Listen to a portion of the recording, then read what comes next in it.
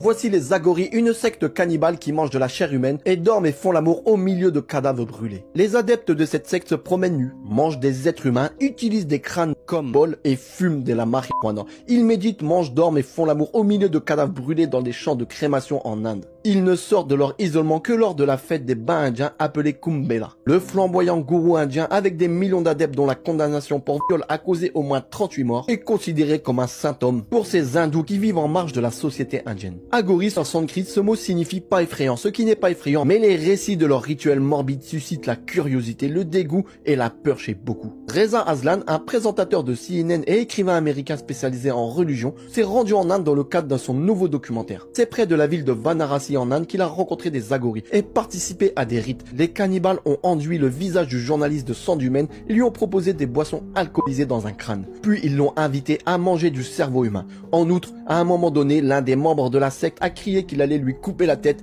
car il parlait trop. À la fin de l'épisode, cet homme a lancé des excréments sur l'équipe de tournage qui a dû se sauver en courant. Pour certains, ce sont des gens très simples qui vivent avec la nature, ils ne demandent rien, ils voient tout comme une manifestation d'un être suprême, ils ne rejettent ni haïssent personne ni rien. C'est pourquoi ils ne font pas de distinction entre la chair d'un animal abattu et la chair humaine. L'approche des Agoris consiste à assumer les tabous évidents et à les briser. Ils rejettent la notion normale de bien et de mal. Ils sont des fervents adorateurs principalement de Shiva, le dieu hindou de la destruction, et son épouse Shakti. Dans le nord de l'Inde, seuls les hommes sont admis dans la secte, la plupart vivent nus, mais là où les femmes sont acceptées, elles doivent porter des vêtements.